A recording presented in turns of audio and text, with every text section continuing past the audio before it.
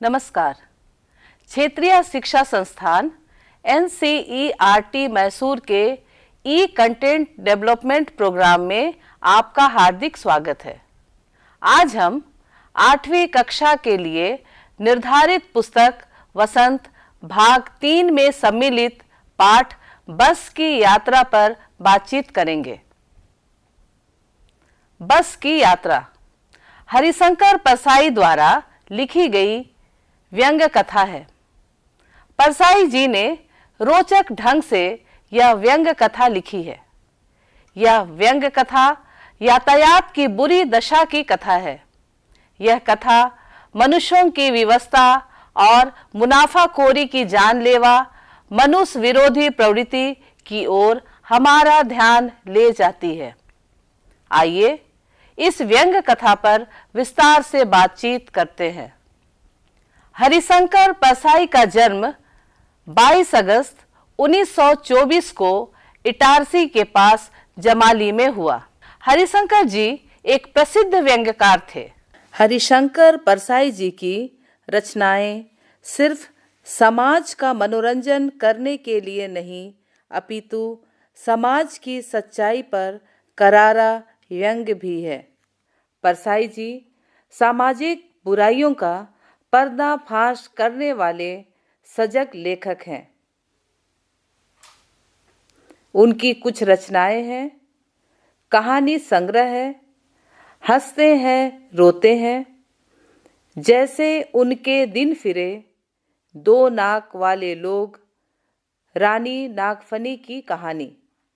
उनका उपन्यास है तट की खोज। निबंध संग्रह है तब की बात और भी, भूत के पांव, बेमानी की परत, अशोक के फूल। उन्हें अपने साहित्य योगदान के लिए कई पुरस्कारों से नवाजा गया है। उन्हें साहित्य अकादमी सम्मान और शिक्षा सम्मान से सम्मानित किया गया है। परसाई जी का लेखन हिंदी साहित्य की धरोहर है। हरिशंकर परसाई जी की मृत्यु 19 अगस्त 1995 को जबलपुर में हुई। बस की यात्रा कहानी में यातायात की बुरी हालत पर व्यंग्य किया गया है। यह मनोरंजक शैली में लिखी गई कथा है। इस कथा में एक पुरानी खटारा बस यात्रा का वर्णन है। टूटी फूटी बस के माध्यम से यातायात की बुरी हालत पर तंज किया गया है। समय समय पर वस्तुओं का नवीनीकरण जरूरी होता है। यदि नवीनीकरण करने से भी कोई वस्तु सही काम ना करे तो उसको हटा देना ही समझदारी है, वरना नुकसान की आशंका रहती है। लेकिन मुनाफा कमाने की चाह रखने वाले पूंजीपति सिर्फ मुनाफे की चिंता करते हैं। उन्हें आम जनता के कष्टों से कोई लेना देना नहीं है। बस की यात्रा कहानी इसी प्रश्न को उठाती है। यह व्यंग्य कथा हमारे सामने कुछ प्रश्न उठाती है। पहला, यातायात की बुरी हालत। दूसरा, आम आदमी की विवशता। तीसरा, मुनाफा कमाने की मनुष्य विरोधी प्रवृत्ति। कहानी की कथा कुछ इस प्रकार है। लेखक और उसके मित्रों ने तय किया कि शाम 4 बजे की बस से वे पन्ना जाएंगे। वहां इसी कंपनी की बस सतना के लिए 1 घंटे के बाद मिलती है, जो जबलपुर की ट्रेन पकड़ा देगी। 2 लोगों को सुबह काम पर जाना था, इसलिए यह रास्ता अपनाना ठीक समझा गया। समझदार लोगों ने शाम की बस से सफर करने के लिए मना किया था, पर वे नहीं माने। बस की हालत बहुत खराब थी। वह बिल्कुल बुजुर्ग की तरह लग रही थी। उसे देखकर ऐसा लग रहा था कि वो चल भी पाएगी या नहीं। जो लोग उन 5 को छोड़ने आए थे, उनका कहना था कि जो लोग समझदार होते हैं वो लोग इस बस से सफर नहीं करते। सभी लोग इस तरह देख रहे थे जैसे वे उनको अंतिम विदाई देने आए हैं। लेखक के मित्र ने सभी को सांत्वना देते हुए कहा कि यह बस अनुभवी है, वो अपनी गोद में बेटे की तरह बैठाकर ले जाएगी। यह भी पता चला कि कंपनी के हिस्सेदार भी इसी बस से यात्रा करने वाले थे, इसलिए यह मान लिया गया कि यह बस ठीक से ही चलेगी। आखिरकार कंपनी के मालिक का मामला है। बस के सारे शीशे टूटे फूटे थे। बस जैसे ही शुरू हुई, पूरी बस हिल गई। ऐसा लगा जैसे सारी बस में बस इंजन ही हो। किसी तरह बस चल पड़ी। वह ऐसी धीमी गति से चल रही थी मानो वह गांधी जी के असहयोग आंदोलन की साथी हो। 8-10 मील चलने के बाद बस का एक हिस्सा दूसरे हिस्से का साथ नहीं दे पा रहा था और अंततः चलते चलते अचानक बस रुक गई। खोजबीन शुरू हुई तो पता चला कि तेल की टंकी में छेद है।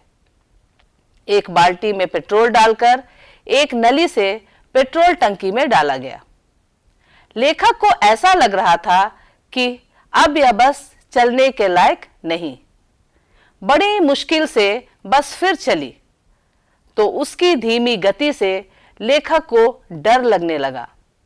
कभी भी बस का कोई भी हिस्सा खराब हो सकता था।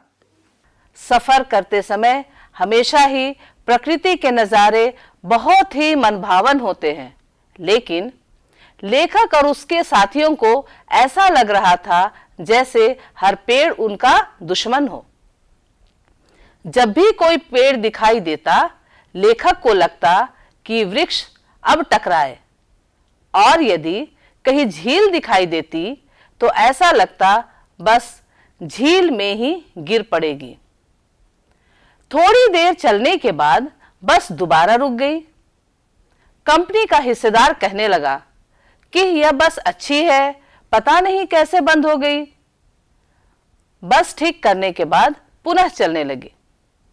लेखक को ऐसा लग रहा था कि रोड पर चलने वाली अन्य सारी बसें उनको पार करती जा रही है और यह बस मानो कह रही है, मेरी तो उम्र हो चुकी है, तुम आगे बढ़ो, मैं धीरे धीरे आ रही हूं। और इसी बीच बस एक पुलिया को पार कर ही रही थी कि अचानक बस का टायर पंक्चर हो गया। यदि बस थोड़ी तेज गति पर चल रही होती तो शायद बस नाले में ही गिर जाती। कंपनी के हिस्सेदार, जब बस इतनी खराब है और इसका टायर इस हालत में है तो आप यात्रियों के जीवन को क्यों दांव में लगाते हैं? इसके बाद किसी तरह दूसरा घिसा पिटा टायर बस में लगाया गया। बस फिर चलने लगी। लेखक और उसके मित्र दोबारा बस में बैठ गए। अब उन्हें ऐसा लग रहा था सारी उम्र उन्हें इसी बस में गुजारनी है। इसी तरह के खतरे की आशंका में उन्होंने बाकी यात्रा किसी तरह पूरी की। कुल मिलाकर यह व्यंग कथा यातायात की बुरी दशा की ओर हमारा ध्यान ले जाती है। यह कथा आम आदमी की विवशता की ओर भी इशारा करती है। आम लोगों के पास इस तरह की यात्रा के अलावा कोई विकल्प नहीं है। उन्हें अपने जीवन को दांव पर लगाकर किसी भी तरह जरूरी यात्राएं करनी ही है। यह कथा मुनाफाखोर बस मालिकों की मुनाफे की प्रवृत्ति की ओर संकेत करती है और यह दृष्टि प्रदान करती है कि हम इस प्रवृत्ति के खिलाफ बोले और कुछ करें। हरिशंकर परसाई जी बेहद सरल और मनोरंजक तरीके से हमारे सामने यातायात संबंधी दिक्कतों की जड़ में मुनाफे की प्रवृत्ति को देखते हैं। और हमारे सामने इसे बदलने का एक ज्वलंत प्रश्न रखते हैं। उनकी भाषा आसान है। पूरी कथा में उन्होंने जिन बिंबों का इस्तेमाल किया है वे हमारे आसपास के ही हैं। नई जीवन शैली और प्राइवेट वाहनों के चलते कितनी मुश्किलें बढ़ी हैं हम इसे जानते हैं। पिछले दिनों दिल्ली जैसे महानगरों में इसके चलते प्रदूषण कितना बढ़ गया इसे भी आप जानते हैं। इसका एक ही विकल्प है कि लोग पब्लिक ट्रांसपोर्ट का इस्तेमाल करें। सरकार और ट्रांसपोर्ट कंपनियों को आम लोगों की यात्रा की सुरक्षा हेतु और भी कड़े कदम उठाने चाहिए। अब चलते हैं इस पाठ के प्रश्नोत्तर की तरफ। पहला प्रश्न है, लेखक और उसके साथियों को कहाँ जाना था? इसका उत्तर है, लेखक और उसके साथियों को पन्ना जाना था। दूसरा प्रश्न है, बस की तुलना किससे की गई है? इसका उत्तर है, बस की तुलना वृद्ध महिला से की गई है। तीसरा प्रश्न है, चलते चलते बस कहाँ खराब होकर रुक गई थी? इसका उत्तर है, चलते चलते बस सड़क के किनारे पेड़ के नीचे खराब होकर रुक गई थी। हम उम्मीद करते हैं कि आप इस व्यंग कथा के आशय को अच्छी तरह समझ गए होंगे। धन्यवाद।